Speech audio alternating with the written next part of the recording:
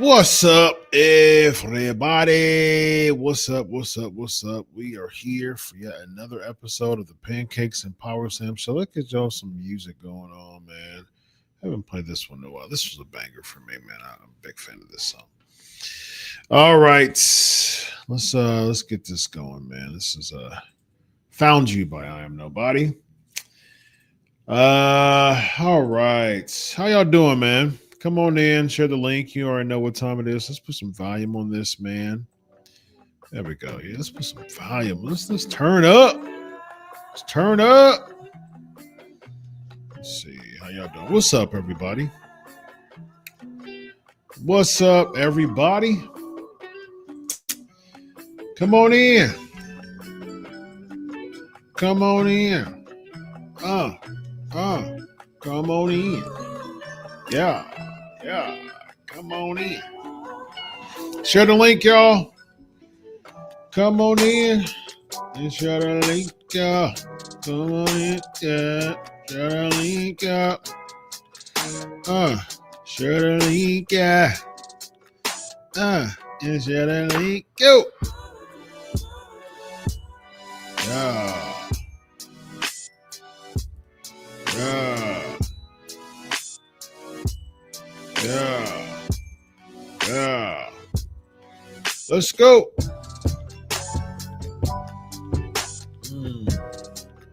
Yeah. Here we go. Yeah. Here we go. Yo. Here we go. Yeah. Yeah. Yeah. All right. Here we go. Yeah. Share the link, y'all. Share the link. Share the link.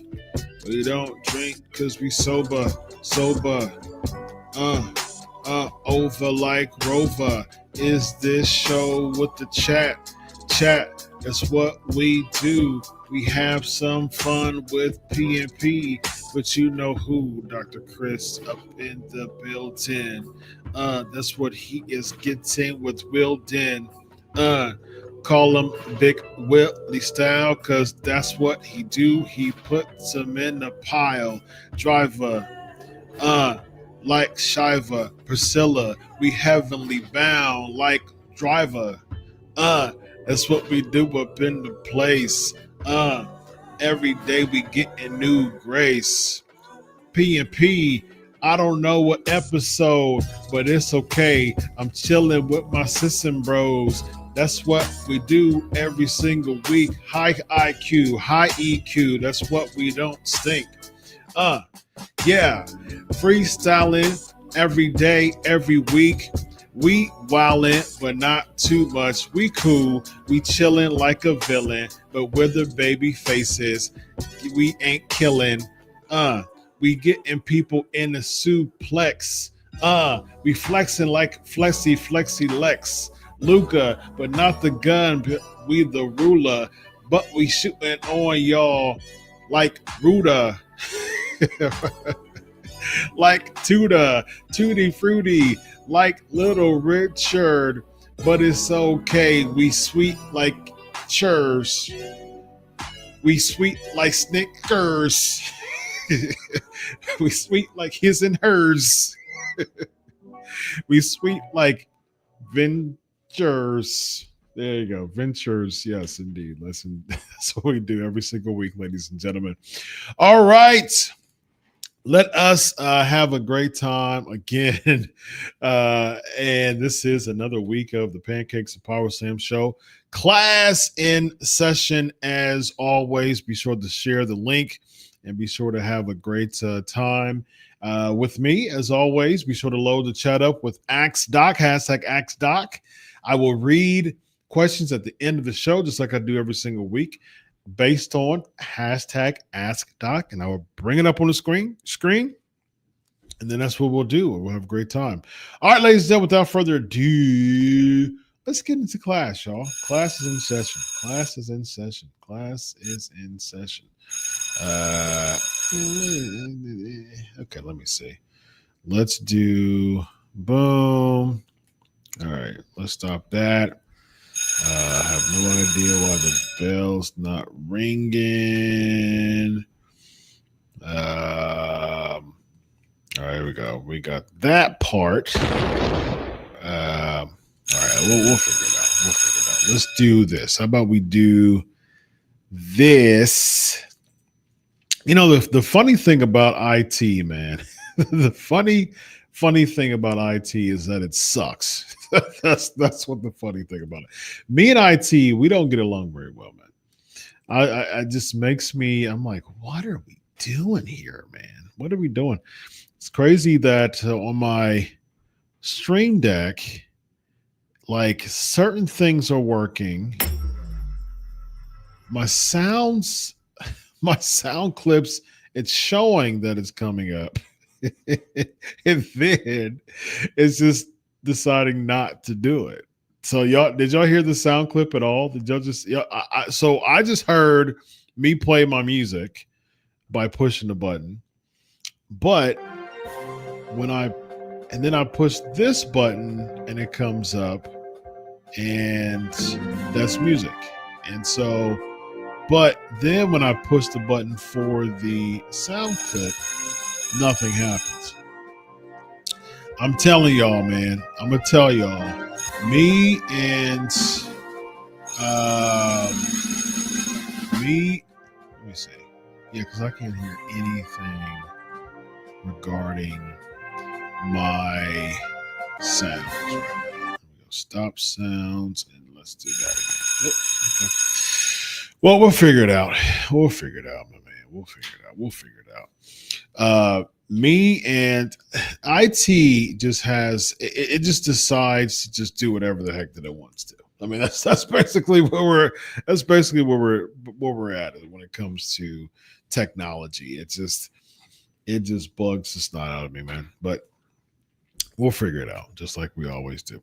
All right, without further ado, let's get into the class. We're going to talk about the psychology behind purchasing expensive tickets by way of a psychological phenomenon called cognitive dissonance, very coined by Leon Festinger. He died about 1989, I believe. So he died 26 years ago. So, and he was only 69. I believe he had cancer. He died, but he was one of the most world-renowned psychologists when it comes to like social learning and especially cognitive dissonance.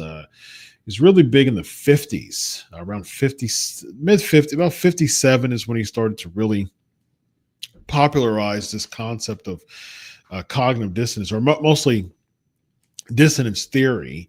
And then there was an experiment I'm going to talk about with him and Meryl Chapman that really, really made it a huge deal. And it was really, really cool that I'm going to talk about. And it's when it comes to Meryl Carl Smith back in 1959. I'll talk about that too. So all of this in tying with the principle of why do people justify making ridiculous amount of purchases, like as far as the tickets are concerned? Why do people justify that? And there's a psychology of why people make those decisions and decide to purchase tickets that are that expensive. So according to a May 2025 article from WrestleZone, the average ticket price for WrestleMania in 1985 was $15. It was $15. And it's interesting. I actually saw Google has everything for you. And I actually saw a pretty cool ringside ticket. I saw a ringside ticket from 1985, Madison Square Garden, WrestleMania 1. And it was a whopping, for a ringside ticket, a whopping $30, ladies and gentlemen. $30 for a ringside ticket. $30. And I said, okay, man, this is where we're at right now, ladies and gentlemen. So $30 to see Hulk Hogan and other iconic names back in 1985. Of course, the first, Mr. T, Roddy Piper, all those really other cool, iconic names. $30 for a Hall of Fame cast of names. And you also have, I'm still trying to fix this thing, but it's not, it's not working, but I'll figure it out, man. I'll figure it out. It just, my stream deck it's just deciding to say, hey, we don't feel like playing Volume today. I don't feel like it. And so it's like working on certain things, but not on my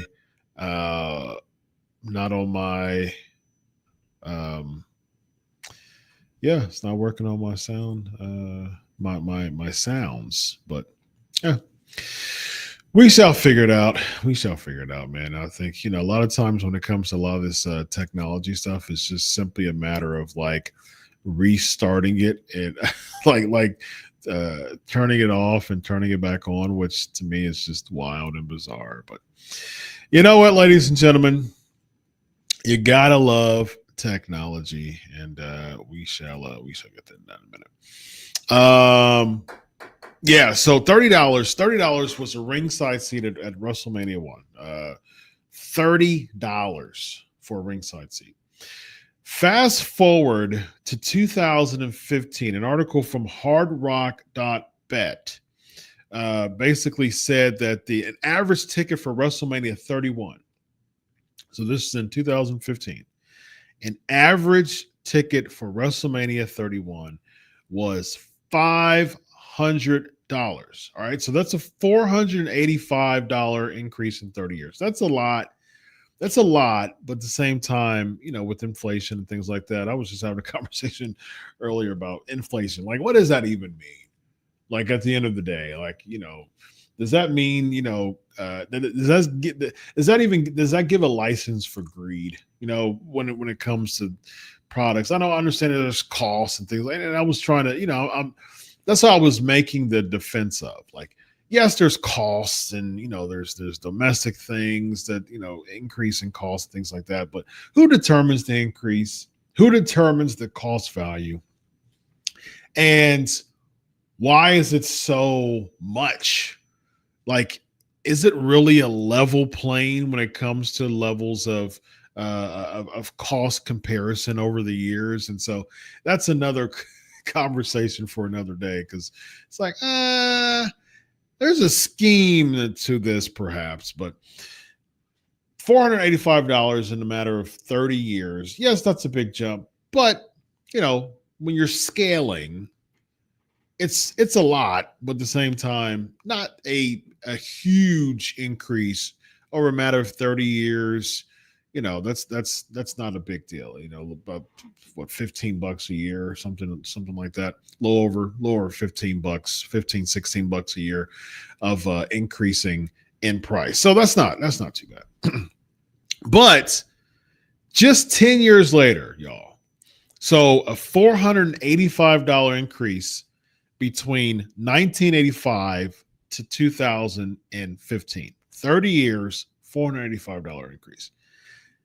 From 2015 to 2025, the average ticket price went from $500 to $1,200. You saw it in my thumbnail. I'm not giving you something that is not true. You saw the screenshot in my thumbnail of the ticket prices. The average ticket price, ladies and gentlemen, $1,200 for WrestleMania. Even, and yes, you do the 2 nights package and all that, but at the same time, it's like you have, even if it's $600, it's still a jump. But a lot of these things, and I've heard that's what they're offering you, this package. And so they're trying to say, hey, we're adding more to it, but they're having all these like inflated numbers by having more, days, but still hiking up the prices, each day, and it's sitting in the same seat basically. And so it's like that is a $700 increase in just 10 years. The ringside average for one seat for one night, $7,500. And that's a $15,000 2-day ringside seat. So you're talking about a matter of 40 years. It goes from $30 for a ringside seat to $7,500. Think about that for a second, y'all. It went from $30 in 1985. 40 years later, it jumps up to $7,500 for a ringside seat. Miss me with inflation, ladies and gentlemen, because That is an astronomical increase in ticket prices. And so, according to and so that is insane. That is an insane jump of price from in just a 40-year span for a ringside seat at a WrestleMania. So that huge astronomical jump is not automatically correlated to an increase in the overall product, but it's a commitment to the product from a niche audience, even with the soar of ticket prices. Even with that, you have someone $30. Let's bring the whole family back in 1985. Let's just have a family affair. But how in the world? I mean, Randy Orton talked about it. Seth Rollins talked about there was a big viral video going around of someone saying the prices that they had to pay, and Orton was even surprised at that. Like it even threw him off. Think about that for a second again. $30 back in 1985, 2025, $7,500. That's just for one night. They sell them in packages of two. So you're paying for a weekend for WrestleMania $15,000 for a ringside experience. And so this niche audience, they're going to do it. A lot of them may complain, wonder why the ticket prices are so much. Oh, it's a TKO. TKO's ruining WWE, with all these ticket prices. However, TKO is going to keep doing it if the fan keeps buying. And why does the fan keep buying? Because of what's called the justification effect. It's called an insufficient justification effect. And this is what the insufficient justification effect is defined as: the finding that in some situations, people are more likely to undertake a task that goes against their character or personal beliefs when offered a small reward versus a larger reward, and similarly more likely to decline the desired activity when presented with a mild threat versus a serious threat. All right. So basically, the way to explain that, just to psychologically break that down, you have a smaller reward. You basically the reward that you get, the little small reward, the time that you put into it, you have to justify it by making it make sense in your mind in order to approve the reason why you did it. So if there was a larger award that fit your desired activity, it wouldn't be that mental type of tug of war to try to justify the reason why you did what you did. So if there was a reward, and we'll talk about that $1, $20 concept experiment with that Fessinger and Carl Smith did, but basically the smaller reward for that value that came from the reward, you're going to try to spend more time in your mind making it make sense, not only intrinsically, but in the way that you explain it to other people too. And so another way to explain this is the reduction of dissonance by internally justifying one's behavior when external justification is insufficient. So the external justification is insufficient. Therefore, internally, you try to make it make sense in your own self in order to defend it and present it to other people. So basically, there was a major experiment that showed this back in 1959 with, like I said, there was psychologists Leon Fessinger and Merrill Carl Smith in 1959. So in this experiment, man performed boring tasks for 1 hour. All right. So then each was told by the experimenter that there were two groups in the experiment. There was one that the participant was in. That was one group, and they didn't receive any introduction. And there was a second group that was told that the tasks were enjoyable by a person who had supposedly just completed them. So the experimenter asked the participants to substitute for the person who usually said the tasks were enjoyable, and the participant was given $1 or $20 to tell the next person that the tasks were enjoyable and to remain on call in the future. All right. So that's what they were told to tell the person. Basically, they were told to fabricate and even lie that these boring tasks were enjoyable. All right. So that was the experiment. You get paid $1 or $20 to basically convince someone that this boring task was enjoyable. So here's the really, really interesting part about all this. So the participants were asked to evaluate the task by an interviewer from the psychology department. So the results showed that those paid $1, they rated the task more enjoyable as those who paid $20. So this shapes up the concept of what's called cognitive dissonance. And cognitive dissonance is basically when two ideas are like psychologically inconsistent in our minds.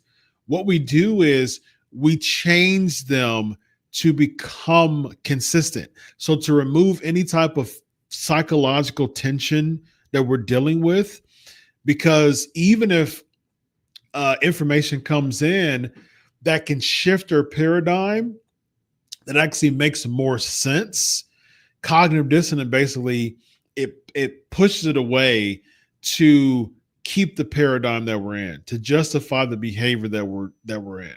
So how this relates to ticket prices is if someone's an avid wrestling fan, if someone is, I talked about the psychology of a wrestling mark a few weeks ago, and it's more than just saying someone's a mark. There's a psychology behind it, and go back to that show to talk about, to hear the detailed version of what that means.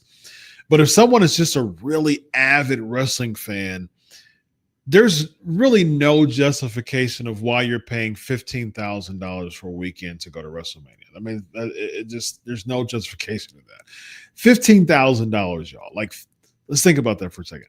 $15,000, and that's not including that's just baseline. That's not including travel.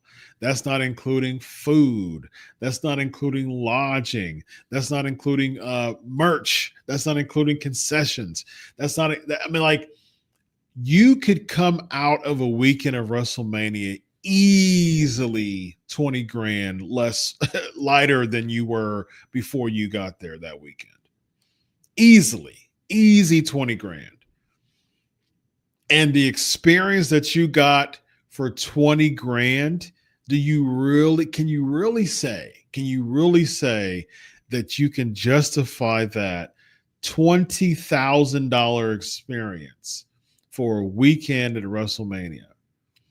Now, here's the thing when it comes from a business standpoint that could be a detriment to that.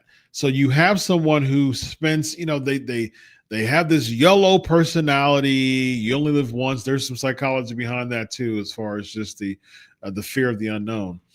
But this YOLO mentality and this wanting to be a part of just the goings on of things, you don't want to miss out and all that stuff.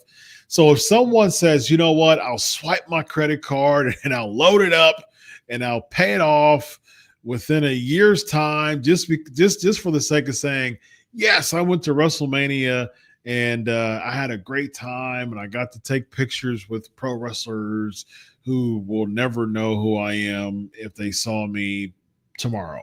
But at the same time, yes, I had a great experience. Okay, cool. You put it in all your Facebook groups, you put it on Twitter, you put it on IG, you blast it on social media of, hey, look at me, I'm taking a picture with all these people. Okay, cool.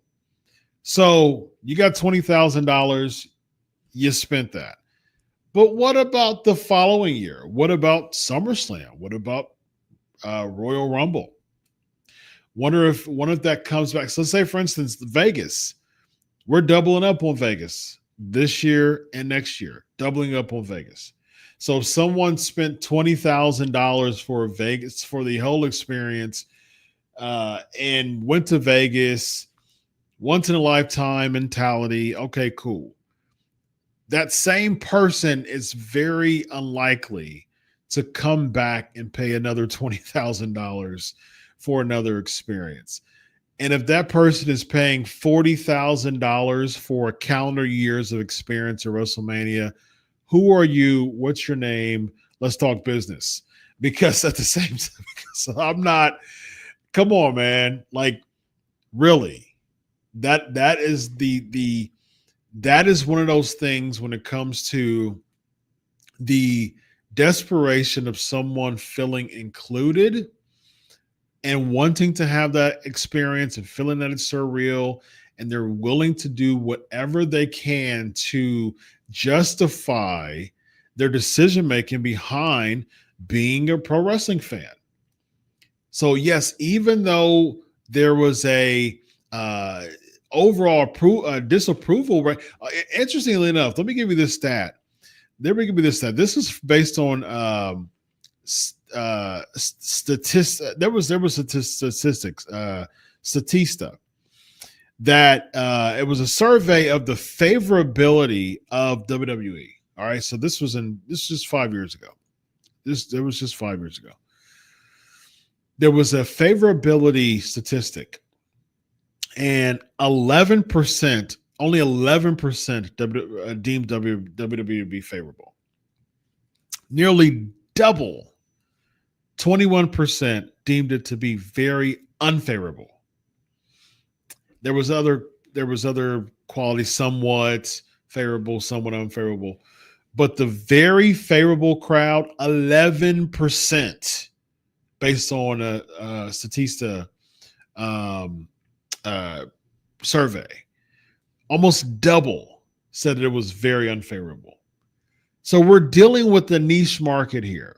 We're not dealing with the wide array, a huge market here. A very niche market. Basically 10 out of every 100 people says that pro wrestling is very favorable, versus 20 out of 100 people says no, very unfavorable. And so you have about double the amount that disapproves versus approves.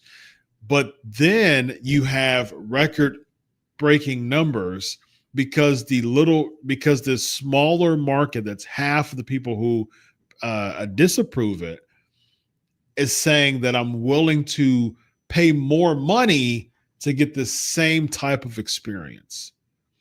So the experience that you're getting, that you got from the WrestleMania 1, and a lot of people would even argue that the experience is worse as far as just the enjoying the show. Yes, you get the pyro and ballyhoo and the bells and whistles, and you get all that stuff. But at the same time, when it comes to overall quality of the show, there's some people that would argue that $30 WrestleMania 1 ticket has had a much more better quality than the $12,000 or the $7,500, $15,000 2-day ringside experience. A lot of people would argue that. Would you pay $30 for WrestleMania 1, or would you pay $7,500 for WrestleMania 41? And so you have to think about those things when it comes to the justification of why you're doing this. Based on insufficient justification, making an internal and cognitive dissonance, making an internal justification to a reason why you're doing that, to reason why you're paying that much money for a ticket. You're paying that much money for a ticket because you're a wrestling fan and you want to justify why you're still an avid wrestling fan. because there's a level of obsession, there's a level of camaraderie, there's a level of feeling accepted in this pro wrestling community. I've talked about that in previous shows. So what you're willing to do is you're willing to do a lot of money and spend a lot of money on feeling the need to feel accepted in this community. I see it all the time. I see it all the time with videos. I see people with just heavy amounts of merchandise. I see very much of the same, very similar kinds of people in this group, in this community, that feels loved and accepted by cosplaying, by taking a picture next to a wrestler, by having the same type of yeet experience, by having that time, by having that type of mentality of, okay, so based on, I'll pay my way to join a group of people who have like a misfit mentality. I'll pay my way into that. I don't care if it costs $15,000. Dag on it, I'm going to do it. I'm going to pay for it. And I'm going to keep paying for it. I'm going to keep having over and over. I'm going to keep over and over having to pay for it because it makes me feel wanted, makes me feel accepted. The statistics don't lie when it comes to the approval rate of WWE based on a survey, and how double the amount of people don't approve of it or find it unfavorable, very unfavorable actually. And so you have a niche market of these people buying these tickets. And so when asked, dude, what the heck? Why are you spending $15,000 for a ticket? That's where the cognitive dissonance come in. Because you know that spending $15,000 for a ticket will be scoffed at across the board outside of the wrestling bubble. Like, you know that. But what's going to happen? You're going to spend time justifying that psychological tension. So if it makes completely sense, if it makes complete sense from a financial standpoint, from an overall budgeting standpoint, from just a dollars and cents spreadsheet standpoint, if someone tells you, hey man, you just spent $15,000 or even $900, $800 for a ticket, and then for the weekend you're spending more and more and more money. So even from say if you got like a second row ticket or second level ticket or even a nosebleed, spending $400 for a nosebleed at WrestleMania. And by the time you do that, $400, then again, merch sales, concession, weekend festivities, you're leaving out of there with, again, you're leaving that weekend $1,500 lighter than where you were, $2,000 lighter than what you were. Now, if someone is close to you, like a friend or a family member, like, dude, like, I mean, you just struggled. You just told me that you were struggling to pay your phone bill a couple of weeks ago. If they bring in that perfect logic to tell you why are you spending all this money on WrestleMania versus real life stuff of being responsible, paying your bills, that's where cognitive dissonance come in. And then what you do is that's where the insufficient justification effect comes in. If the wrestler, if something happened, if you wanted Cody, like for instance, a couple of years ago, Cody Rhodes lost to Roman Reigns in the main event. So you paid, which I think that was funny trolling by the WWE, by the way, but you paid all this money 2 years ago to watch Cody Rhodes finish his story. You didn't get it. So guess what? The insufficient justification effect kicks in, and then you spend all this time saying, well, at least I got a picture with Becky Lynch. Well, at least I got a poster. Well, at least I got a fake belt. Like that's where the justification comes in. So you make it make sense. Well, at least the hot dog was good. That's where the justification comes in. You hate the fact that Cody Rhodes lost the match to Roman Reigns, but in your mind, I got to hurry up and make sense of this because I'm experiencing some psychological tension here. I got to make sense out of this. So I'll really quick throw in a justification, and that's what I'll roll with. In my mind, it makes sense.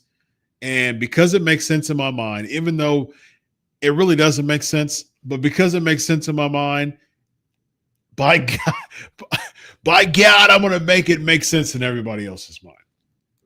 And that's when you start to justify all of these reasons why you're making these decisions.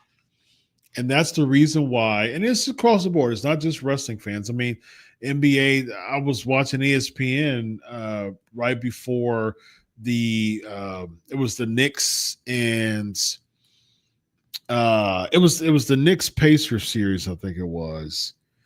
And they were talking about the prices then and just ridiculous how astronomical it is. So it's not, you can't just only blame this on wrestling. It's just across the board. I mean, it's inflation has caused people to have ticket prices that are just ridiculous. But here's the thing, though. When it comes to pro wrestling fans, there's an element of reality and mystique when it comes to any other sport. But when it comes to pro wrestling fans, when it comes to pro wrestling, it's scripted, it's predetermined, it's choreographed. Yes, you're coming to experience the competition, on the spot, real time. I get it. The action, the drama. I understand all that. I get it. I've been watching wrestling now for nearly 40 years. I understand it. But here's the thing: when it comes to that, the quality of the product, as you see statistically, has declined as far as just the favorability across the board. This as far as just a general widespread perception of the WWE. Now, when it comes to NBA and NFL and things like that, there's still a level of competition. There's still a real competition of saying, okay, I was there for my team who realistically earned their way into this particular time and this particular moment. And it could be once in a lifetime, that, like, for instance, the Pacers never won the NBA championship. The Oklahoma City Thunder never won the NBA championship as the Oklahoma City Thunder. They won it as Seattle Supersonics before. But when OKC took over the franchise, OKC never won an NBA championship. Indiana Pacers never won an NBA championship. And so there's that once in a lifetime type of mentality too, which I said, like, there's that FOMO type of mentality that we can talk about in another class. But when it comes to pro wrestling, there's this has happened before, this will most likely happen again, but I'll justify in my mind why it has to make sense. It has to make sense why I'm spending all this money. It has to. Even though I know I don't have it, because if you think about the demographic from a pro wrestling standpoint, they really focus on that 18 to 35 demo. And so an 18-year-older is not going to spend, 18-year-old don't have the money to spend on $15,000 for, the average 18-year-older can't even spend $15 on a Happy Meal or a combo meal from McDonald's. You're wanting a 18-year-old to spend $15,000 on a ticket, or even $1,000 on a ticket. They can barely pay. They can barely pay, their phone bill. So you're not expecting that. Then you have a 25-year-old getting into his or her career, getting established, still, focusing and kind of making sure that they don't have a lot of money, to spare. Everything's kind of pretty tight still. That person doesn't have $15,000. Then you have the 35-year-old who, is in his career, in her career, but is trying to make reasons to trying to make moves to use their dollars to produce more dollars. And so then you're not really having that demographic continue to shell out $15K or $10K or $7K. So then you have like the 45 to 55-year-old person that has the money, is going to spend the money, and there's a business executive or is someone who can write it off by bringing a person or two in and spend that money. So you're having more of a business. It has like a UFC type of feel, like you're seeing a lot of like business executives like in the front side and in the floor seats, for instance. They'll do all the celebrities. I mean, they've showed Trump at a UFC fight. They've showed Triple H and Stephanie at a UFC fight. They've showed The Undertaker at a UFC fight. So that's that type of feel that it feels like TKO is getting with a lot of this wrestling product now. It's like, yeah, they have it. They can spend it. And so let's just kind of have this for as like all the high SES people that has it to spend. But then the problem with that is you're not targeting your demographic at that point. You want to have these demo, numbers, and you want to talk a lot and talk very big about these numbers, but is it hitting your demo though? Because your demo is like the big thing when it comes to ratings. And so, but again, you'll have this demo who is shelling out even $2,000, $3,000, $4,000, $5,000, $8,000 for a SummerSlam weekend coming up, in just a matter of just a few weeks. You're going to have those type of people that's going to justify why they're going to do what they did. They already have it in their mind. They're going to spend a ton of money. They're going to spend a lot of money. They're going to buy a huge amount. They're going to buy tickets for SummerSlam. They're going to do it. You probably had their spouses say, "What the heck are you doing? Why are you spending $10,000 on a pro wrestling weekend and you can't even pay to keep these lights on?" Well, I was a part of this club on Facebook and we're really going to have a good time.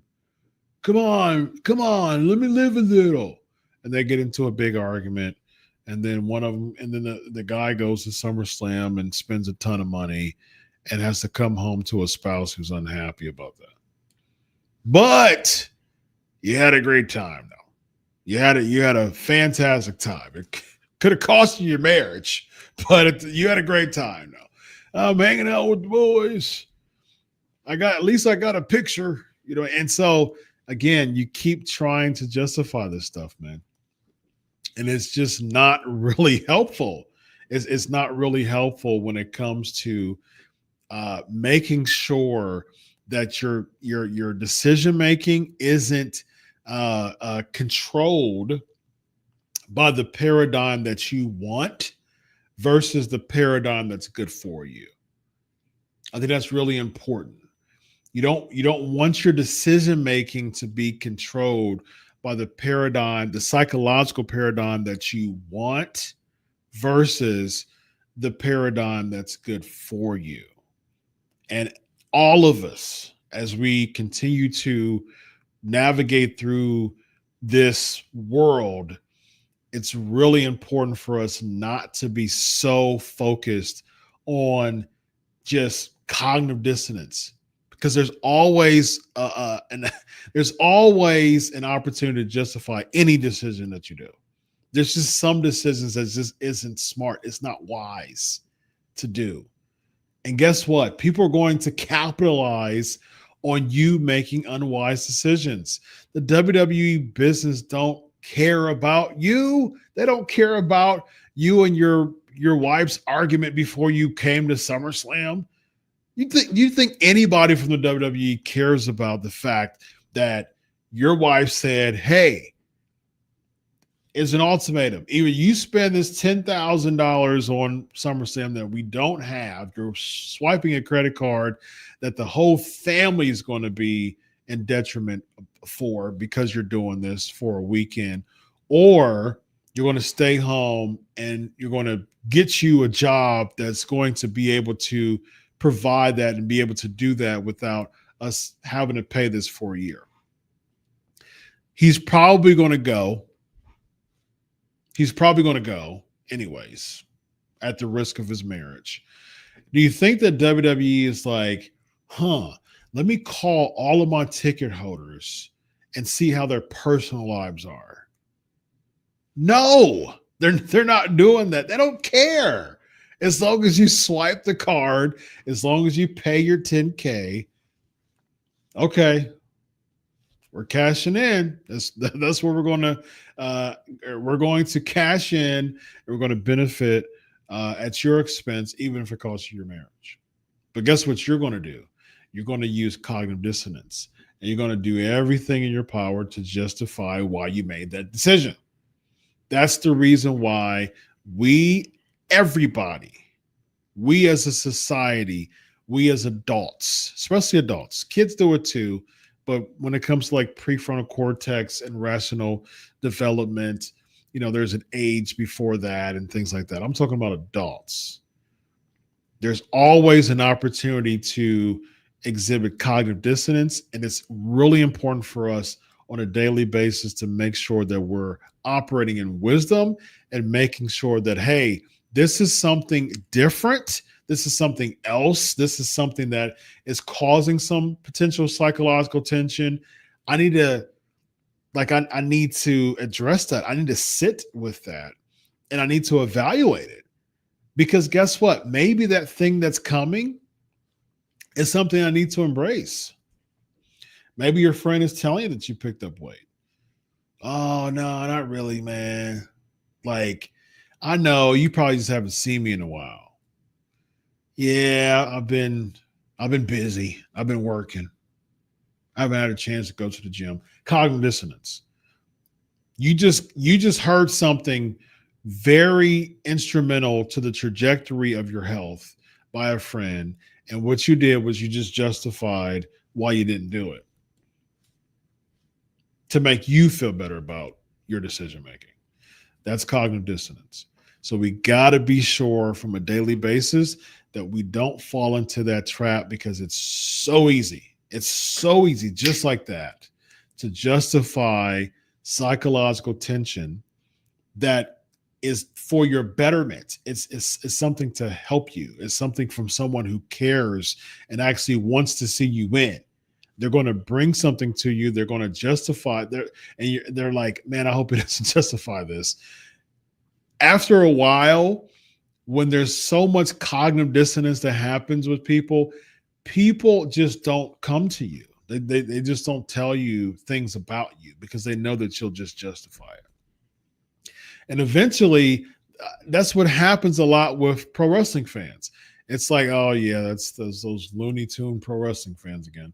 Like, it's not like people aren't going to come to a pro wrestling fan in many ways anymore. People don't do much of this anymore. They don't go to pro wrestling fans and be like, man, have you really thought about like how this is hurting your pockets? No, that's not really a thing that much anymore. It's just like, yeah, they're going to do what they want to do, and hopefully it doesn't cost them their marriage at the end. So be very careful with that. Just really focus, just really be in tune with opportunities to evaluate potential moments of cognitive dissonance, and just sit in that and just wrestle through that and make sure that you're just not justifying decisions that favors what you want, even if it's not good for you. All right. So, ladies and gentlemen, that is class in session. Pretend that was a bell. I don't know what's going on with my sound, but it's okay. We'll make some adjustments, and I'll fix it, and hopefully by next week it'll be fixed. I hope so, because it would be important for me to do that. So, technology at its finest, ladies and gentlemen. You gotta love it. You gotta love it. All right, without further ado, ladies and gentlemen, it is time for the question can.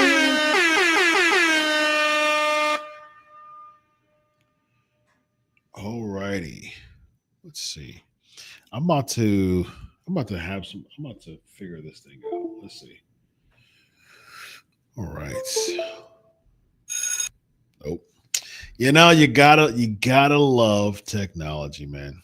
If someone is in IT, someone's in IT, message me, because I'm gonna figure this out, man. I'm gonna figure this out, because I'm like, why would it? What are you doing? And it's, it's the crazy thing, man. It's just, it may just be a simple, um, it may be just a simple.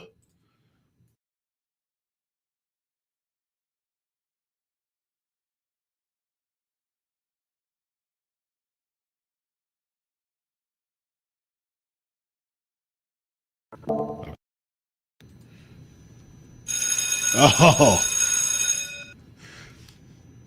it works. All right. There you go, ladies and gentlemen. It works. I got it to work. I got it. Yeah. I got it to work. Yes, indeed, ladies and gentlemen. Yes, indeed. I fixed it. I fixed it. All right. Let's get on with the get on. Axe Doc. Let's do this. People's Resident. I'm guessing Sports Kid had paid for you to go to Raw. I'm shocked you took your belt with you. That's interesting. I was shocked too. I was like, you know what? I really didn't, man. I really didn't. I was like, my son. I have two sons, and my youngest son is a huge pro wrestling fan. And that's the thing, man. When I looked at, that's another thing that I've noticed.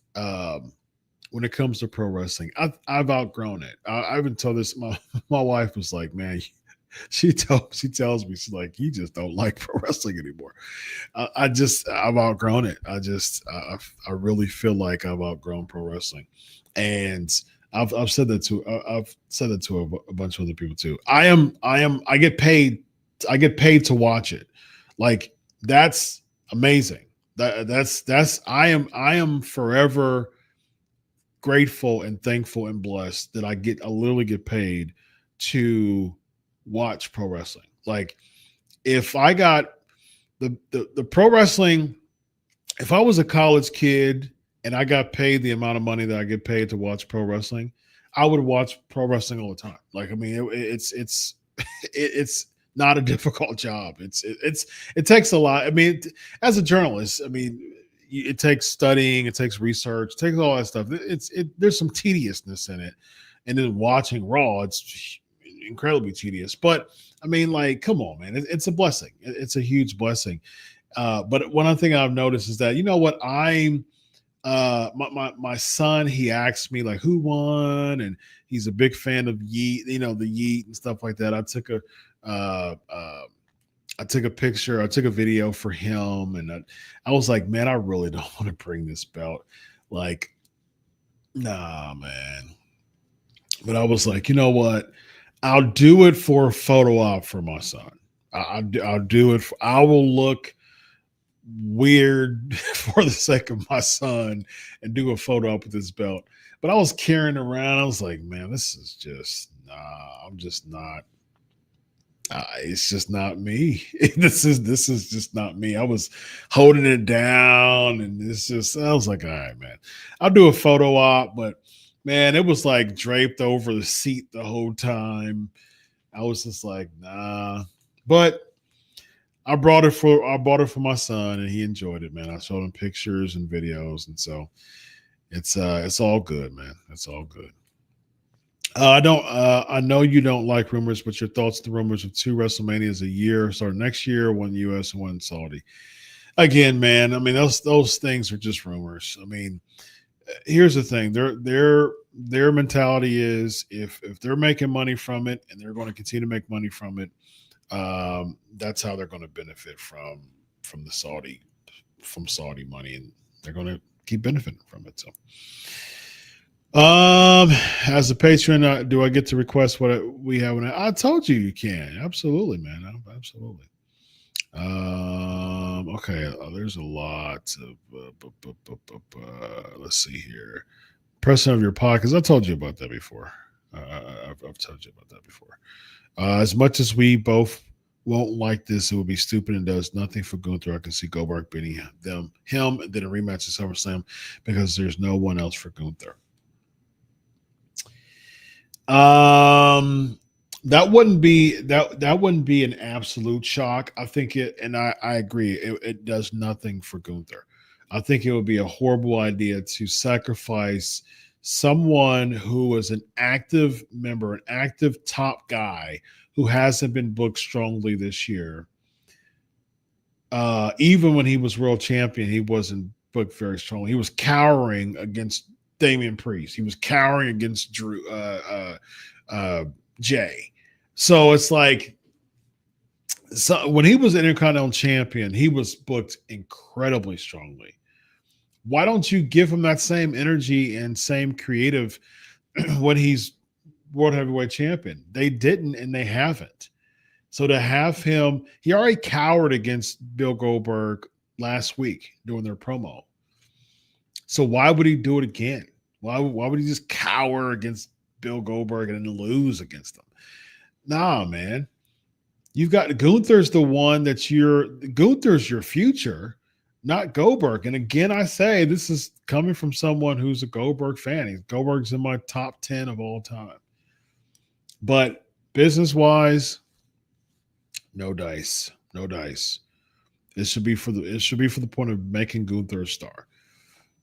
Because he needs it. Gunther needs it. Gunther needs this to up his stock because it hasn't been very strong lately.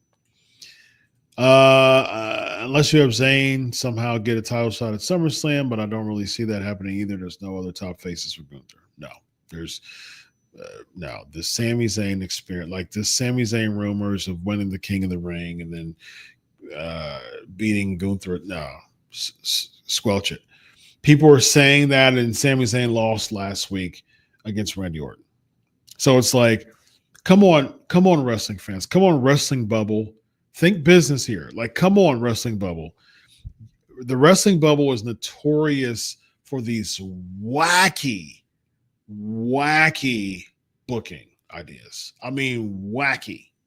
And just for the sake of a pop, that's what you see in so much pro wrestling booking. What can give us a pop? What can give us a pop? What can give us a pop? And guess what? That is being translated into the writer's room now. Because this episode of WWE Unreal, it's not complete. Because what completes this episode of WWE Unreal and this series of WWE Unreal, it's the reason why it's not complete is because not everybody's in the creative room. You're missing the fans who's telling you what to do. And so that's essentially what's happening with these fans, man. And that's how they book. What's going to give us a pop? That's not going to get you far. Danimo, when would you say a wrestler needs the title belt? Russo mentioned some stars are so over that they don't need the title. Agree to a point, but would that mean Rhea or Jay wouldn't need it?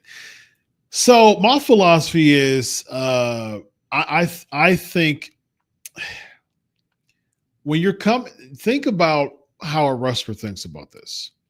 Now, a wrestler doesn't feel like he's over or she's over enough to not have a title, a championship. That's just not. That's something that a wrestler is not like, oh, okay, cool. I'll just not be champion. And my whole career, I'll just not be champion and I'll be okay with it. Nah, that's just not how it works. I've talked to hundreds and hundreds of wrestlers now. I think I'm at like a couple of dozen WWE Hall of Famers, probably over 400 wrestlers that I've interviewed and picked their brains. And not one of them not one have ever said, and I know there's tag team wrestlers. There's people who understood that, like, okay, my niche is tag team wrestling, but they're not like, hey, I just want to be a really cool tag team and never win a tag team championship. No, it's the same with singles. It's just as it is with tag teams. Like the demolition isn't like, you know what? I think we just want to be a really over tag team. Demolition to this day has one of the greatest theme songs of all time. Hands down. Their theme song, their look, their ruggedness, their intimidation, boom, boom, boom, boom, boom. All checks on the checklist. Hall of Fame tag team. Nah, I think I'm cool. I'll never won a tag team championship. No, that's not how they think. Same with everybody who starts off being a pro wrestler, whether it's through the indie circuit, watching it as a kid, and hoping and dreaming of being a star one day, or coming from a football background, you want to be on the top. You want to be the top moneymaker, period. And so what's going to make you a top moneymaker? Carrying the company by being the world champion. And so that's a mentality that people have, that you want to be the best. And being the best is having the world championship. As far as like Rhea and Jay wouldn't need it, again, I don't agree with that philosophy. You don't have Rhea. I mean, Rhea Ripley and Jey Uso, they're both like, hey, cool, I'm getting a lot of merchandise, I'm getting all these things. But there's a sense of personal pride that come with holding that championship. That championship is simply like, when someone's holding that championship, they're thinking in their head, WWE believes in me so strongly that they want me to be at the top of the list when it comes to name. They want my name to be at the top of the list. So that's what that belt does. That's what I think the belt should do. Like, I'm not a big fan of these trial and errors. This is kind of dumping on someone. There's different philosophies out there, of some would say the title makes the person. Some others will say the person makes the title. I'm in the camp of the person makes the title, because the title is prestigious, because the person's character became so strong enough, and this person is the top character. It would just make sense for that person to be champion.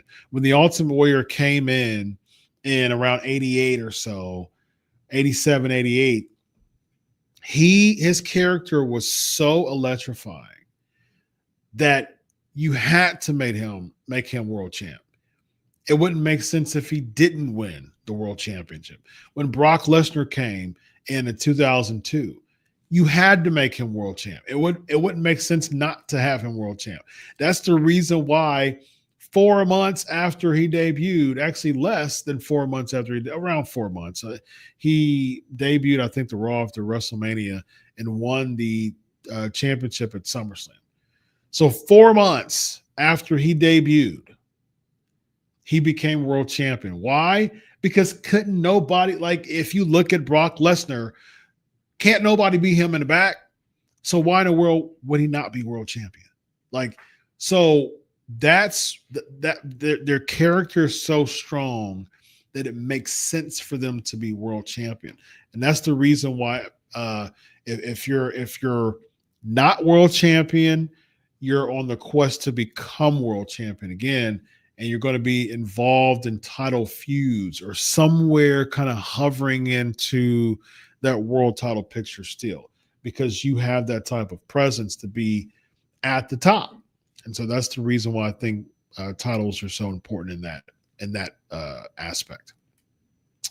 Awesome sauce. Would you say Prime Goldberg was bigger than Prime Brett? IWC loves when Brett bashes Bill, but Goldberg was selling 20,000 tickets at its peak. Brett was the top guy when Raw was taped in high schools. That's a really good question, Awesome Sauce. You know, not trying to have revisionist history. Thinking about eras, Goldberg 98 era, like Goldberg was 1998. Bret Hart was 1992, I would say. 97 too, he came back, with the heel Hart Foundation and stuff like that. But Stone Cold was really the guy. Stone Cold was really like, and Michaels too. Like Michaels was the big feud with Bret in '97 when he was with the Hart Foundation was the heel Canadian team, which of course led to the screw job in '97. Austin Michaels. Austin became like Austin's advent was in '98, when he beat Michaels. And so Bret was like in that era. He was a really good heel champion, really good character, but he wasn't like the undisputed top guy. And in '98, Goldberg, like they put the Rockets on Goldberg. Period. They put the Rockets on Goldberg. But Goldberg, yeah, so it's tough, man, because DDP started to be real big at that time. Sting was still really huge at that time. So Goldberg wasn't a standalone top babyface. He wasn't a standalone top babyface. So yeah, I think in the grander scheme of things, full body of work, you still got to give it to Bret. Just because 92 was a tougher year than 98. 98 was booming. 98, you had the Monday Night Wars that were still huge. So Goldberg came into a really hot time of pro wrestling. Bret Hart, it was really a huge gamble because you go from Hulk Hogan to Bret Hart. What a huge pivot when it comes to your top star. 92 was like, steroid trials, and WWE was in a really tough spot. And so putting it on Bret to carry the WWE through that as a top babyface, beating Flair. I got to give it to Bret, man. I got to give it to Bret. I think when it comes to like just booming charisma, just kind of like in your face charisma, people can argue Goldberg when it comes to that, and I think that would be a fair argument. But when it comes to just like putting the straps on you based on where the company or where the industry was at the time, 92 Bret had a much tougher uphill battle than 98 Goldberg. Hands down. So because of that, I would give it to 92 Bret as far as having a greater peak. Because 92 Bret really changed. I mean, it really set the tone for the trajectory of the Shawn Michaelses and the Daniel Bryans and the Rey Mysterios, like all those smaller talent to be able to actually have an opportunity to become world champion. So I think 92, I would say 92 Bret over 98 Goldberg, in my opinion. Awesome sauce. Why are legends being brought back bashed nowadays? For the longest time, people liked nostalgia, but now it's become revolted because I guess they take spots over a new talent that's not over. Well, one, I mean, that's not the old guard's fault that the new guard's not over. That's the creative's fault. You just haven't built stars enough, and stars aren't being. The emphasis isn't really about building stars. The emphasis is about garnering pops. And so that philosophy just isn't working because you're bringing in old guards to go against Gunther. You're bringing in someone who's almost 60 years old to to push or to put over someone who's 20 years younger than him. And so, like, that just doesn't work. That's just not a good philosophy. As far as uh, continue to go to that well. Now, if there's an angle, if there's a long story, I get it. I've talked about this in previous conversations. The old guard should be there to move forward the new guard, but there should be a new guard. There should be a new guard. I mean, you see that within generations. You see that with, the new generation. You had Brett and Sean, was the two biggest names, and then eventually Austin. And then you have 2002. You have the class of 2002, and I think that was really the last regime. That was really the last new guard to really push an era. Orton, Cena, Batista, Brock, all 2002, all Hall of Fame worthy. And so, but now you can argue Roman. I would say Reigns is in this guard. But as far as just like transcending the business, Seth is a prominent name in this new guard. But when it comes to like the annals of history, I think it would be a tough argument to say in different eras, this era can compare to any other era. I think that every other era, except for this one, can compare with former eras. It's hard for me to argue that this era can compare to past eras. It's hard for me to argue that. I don't think it would be hard. I think it's hard for anybody to argue that. Personally. Danimal, there's no reason for ticket price to be over $1,000. Bingo. There's none. There's no reason for that. But greed. Awesome sauce. People don't want to pay those prices, but have to because of scarcity. If WWE runs a show in your town, it could be years before they return. In the 80s, WWE came to my town twice a month. Yeah, Mark Shapiro talked about that from TKO. He talked about how there's upside to having these ticket prices the way they are because they cut down on live events. But that's just a way of saying, hey, we'll hike these prices for scarcity because we know that people are going to, because of people fear missing out and YOLO. When you have the scarcity effect, you have the lack of abundance. And I've talked about the scarcity effect before when it comes to why people, attend these shows and buy the tickets and things like that. You have the scarcity effect. You have people saying, what am I going to miss because they won't be back? They might not be back in 5 years, 10 years. And so I got to be here. But at the same time, it's like, yes, I get it, but you can watch it on TV. You know what I mean? And so, and is it worth you spending so much money on just to say that you were there? Like, if you got the money and you got the money to just blow, hey, blow it on ticket prices. But again, if we're addressing this target demographic, how many of this target demographic between 18 to 35, how many of them really have money to blow like that? Like, let's be honest there when it comes to just real life. How many people in that demographic have just money to blow like that without maxing out a credit card?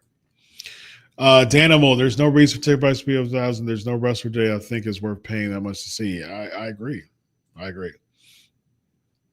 Also, what percentage of WWE crowds go to shows so they can try to get themselves over without annoying chance rather than enjoying the product, even though it's trash?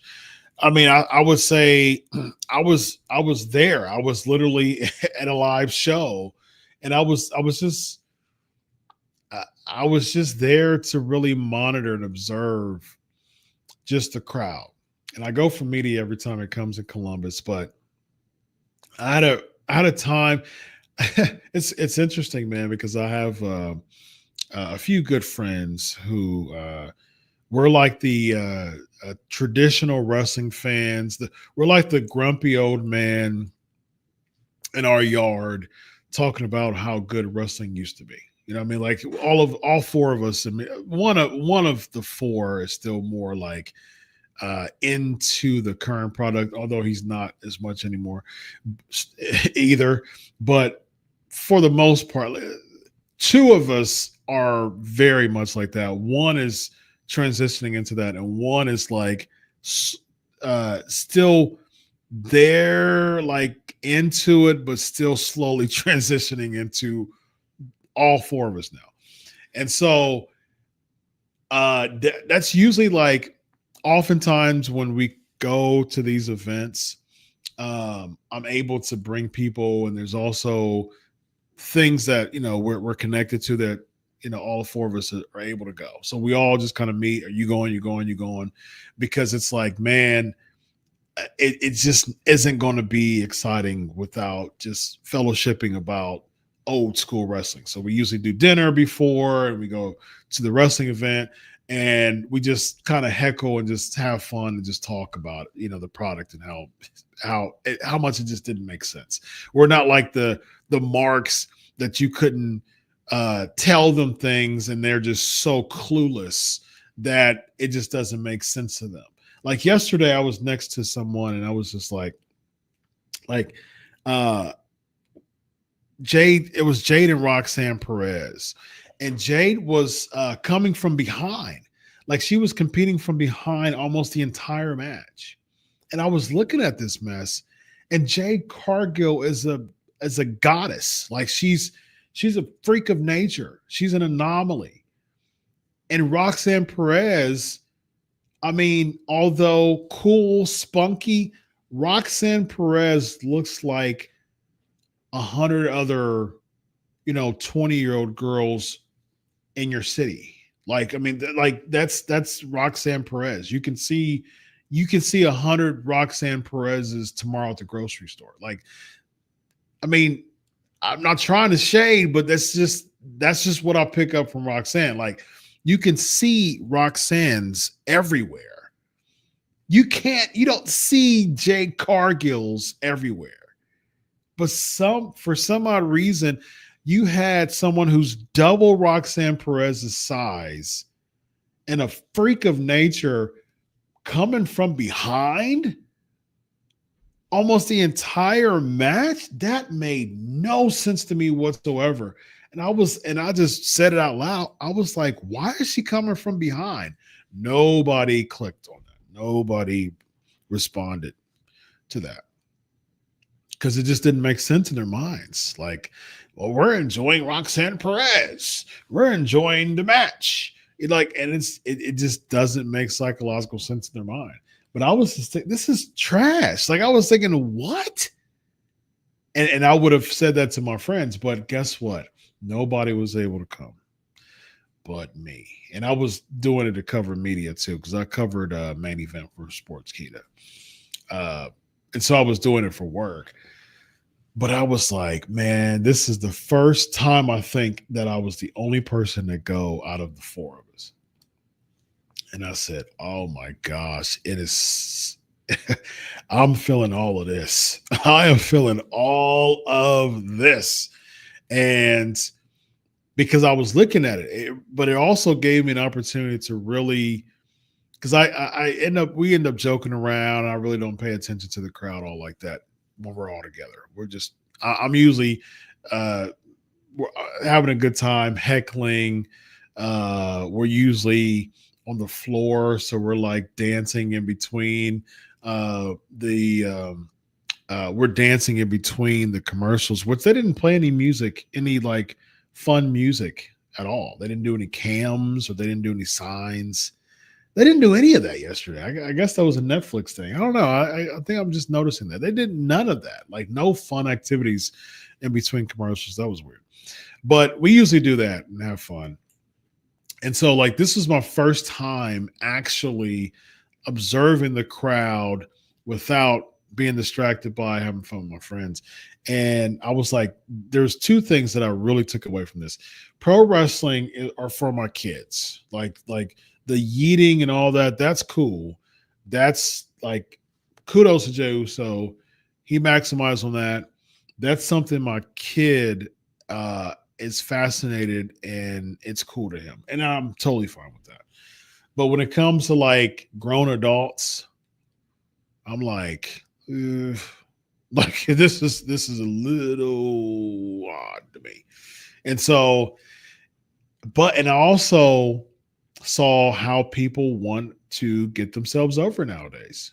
And in the pro wrestling, they feel like they've crossed that, they've broken the fourth wall enough to have influence. And again, I talk about this stuff every single week about the mind of a pro wrestling fan. So I say this every week. This is nothing new. So put that in the stew, put the mind of a pro wrestling fan, the live crowd feel, and the cognitive dissonance from ticket sales, and then this is what you have. Bake it, put it on 450 for 30 minutes, and you have people saying, Cody Rhodes, Cody Rhodes. Awesome sauce. Back in the day, if crowds didn't like something, they wouldn't go to shows. Exactly. Even WWE, when they had the tarp stuff. Yep. Why do people pay money for a bad product? Is it marketing for the experience? Again, like I said, I mean, it's just scarcity. And it's basically what I said in the class. It's unfortunate. It's unfortunate that people just want their attention spans and the overall psychological kind of functioning level of an American adult is not as strong and sharp as it used to be, man. I think there's so many different reasons why. I mean, I think that media is really burning our brain cells, and the inability for people to really work on themselves because they're so drained with swiping stuff and getting that dopamine hit, similar to what wrestling does in someone. It's really making us stupider. It's making America dumber, and it's unfortunate. We don't spend a lot of time reading books anymore. We just scroll on social media, and so all those things come into play when it comes to why people just want to go to these shows for these dopamine hits, because it's just another high that America is looking for. They're just looking for the next high.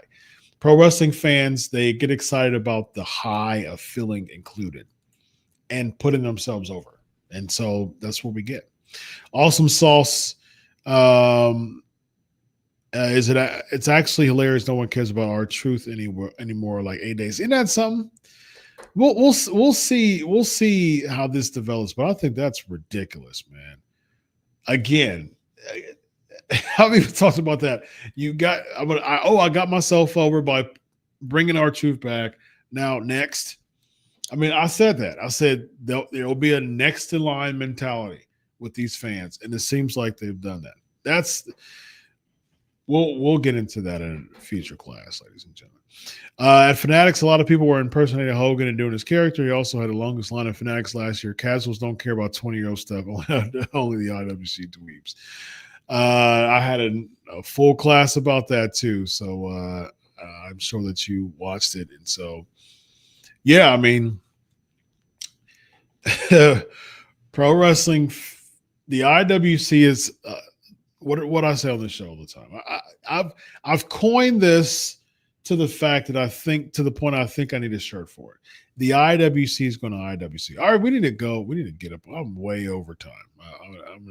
I'm way over time, but y'all are so awesome. These comments, a bunch of people on here right now. This is fantastic. Okay, let me hurry up. This is great. Zartan, do you agree it's because they have no hobbies in life why they pour all their money into WWE tickets? Do you notice how WWE t-shirt prices continue to go up? They do. Yeah, those prices in the merch tables were just ridiculous too. Yeah. Again, man, they're willing to spend. They're spending money to to feel included. I mean, yeah.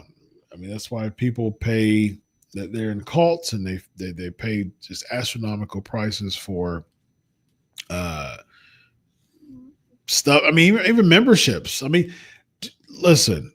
I don't have time to get into this.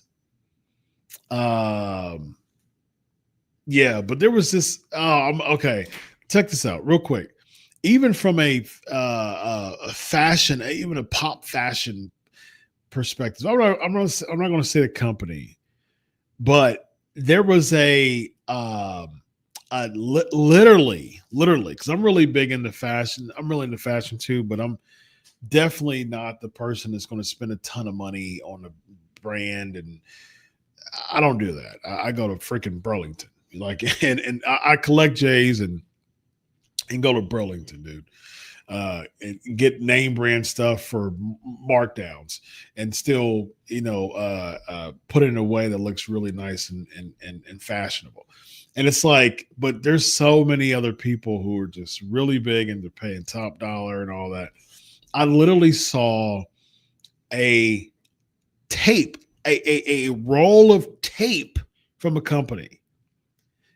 That joker cost $1,200 for a roll of tape around your wrist it was adhesive and transparent and it had the company on the foundation on the core of it.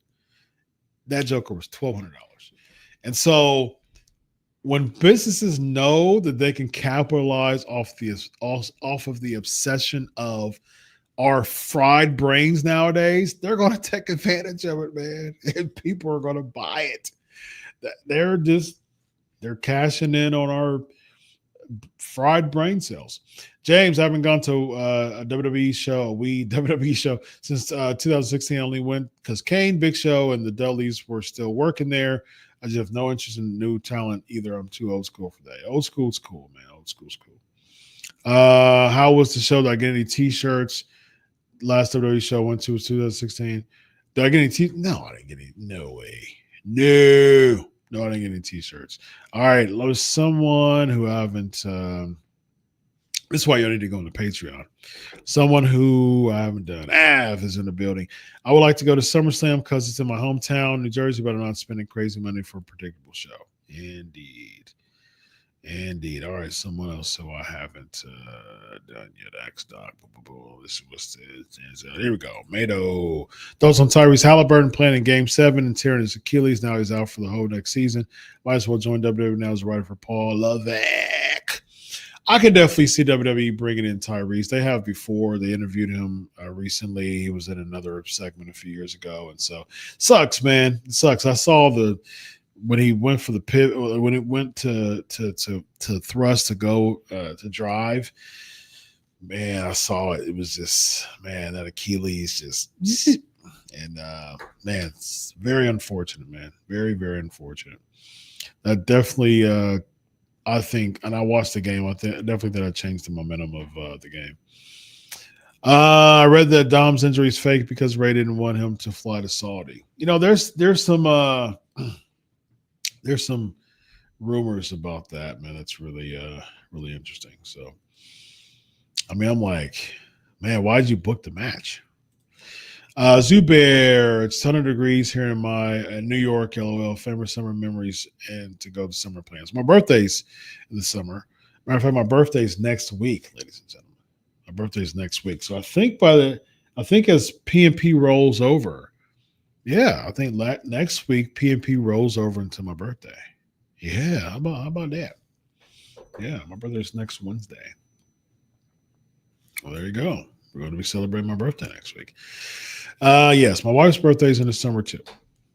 Love jazz. We got a local jazz fest here. We're real huge jazz fest. So those are probably my favorite parts of the summer. Hate summer weather. No, summer weather is my least favorite season, some weather-wise. Bobby, remember 1992 SummerSlam Brett versus Bulldog Class? Oh, absolutely it was. Absolutely it was, man. One of the greatest SummerSlam matches of all time, hands down. Hands down, ladies and gentlemen.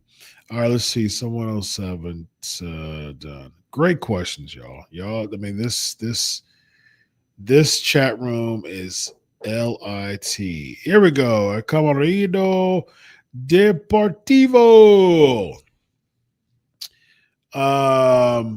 Greetings from Rorito. I remember you.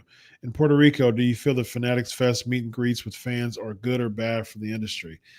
I mean, that's normal. That's normal. That's normal stuff, man. That's normal. That comes with the territory as far as wrestling is concerned. Again, Axe Doc is the way to go. I got my Patreon to do. It's going to be abbreviated, but this was wonderful, y'all. This is wonderful. All right. I'm going to cut the questions for now. Patreon.com/pancakes and power slams.